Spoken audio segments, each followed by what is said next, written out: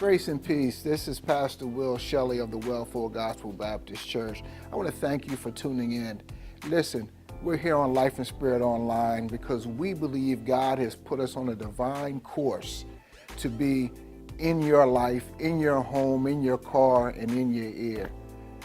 I've been pastoring now for the last 7 years, excited about the direction God is taking me in. How can I say that? You're looking at a former drug dealer, former drug user, a drinker, an adulterer. But God has been such a blessing to my life. I'm a father of 10. I've been married for 23 years, and I even have 8 grandchildren. So don't tell me what God is going to do, because I am a living witness. Right, that's right. But what was it like for you in coming into the ministry and how you grew?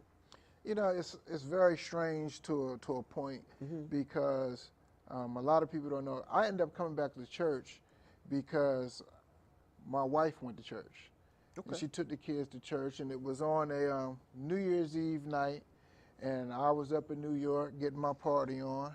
Right. And I came back home, and she wasn't there. And it was after midnight. I'm like, okay, well, where's she at? Okay, something ain't right here. Right, right. You know, I was out there big and bad enough doing everything I was able to do. But when I came home, she wasn't there. Well, when I walked, you know, she come in, I'm sitting up on the couch like, where you been? She said, I've been in church. Sure, you been in church. I'm going to this church on Sunday to find out who it is that you're going to church to see. And I got in there and I got under the word of that powerhouse Bishop Aretha E. Morton. Right, right.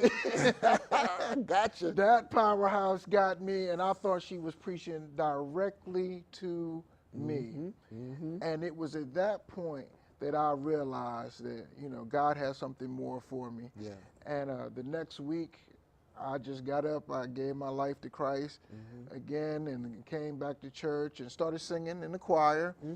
And, you know, I was fine with that. I was chilling. I come sing, you know, and then it was a transition in pastors, and Bishop Gregory Michael Davis came and said, listen, I want you to be my armor bearer.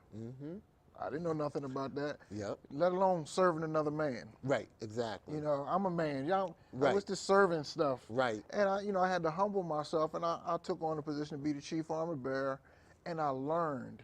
I sat and I learned, and I'll never forget one thing you used to always say to me. There are a lot of things that can be taught, but mostly everything you will learn will be caught. That means I had to pay attention. I had to see what was going on. And as I grew and started to, you know, serve more, you know, that's when God, you know, spoke to me and said, okay, you're about to go into another step of ministry and becoming a preacher. And, you know, I went through the necessary classes. I studied hard. And then I got afraid because, you know, I'm like, how can I lead people? And I realized something. Well, God gave me a lot of kids. Right. All right. He put you, you know, you've been captain of football teams. You've been, you know, you've been a VP in the business world. Yes. You know, what you mean, how can you not lead people? And I said, well, God, I don't know what to do. He said, yes, you do. Listen for my voice. And that's what I do. You know, I don't try to do anything on my own, because if Will had to do it, Will would mess it up. Right. Without a shadow of a doubt, I'd mess it up. That's So right. I just, you know, bless God for, you know, again, Bishop Aretha Morton, Bishop Greg Davis, my spiritual mother, Apostle Kim A. Davis, for constantly, even to this day, pouring into me. When I have questions, I'm not afraid to humble myself and call on those who have been doing this longer than me. Because my whole thing, Mike, is I want to be effective for God. Amen. No other reason. I just want to be effective for God.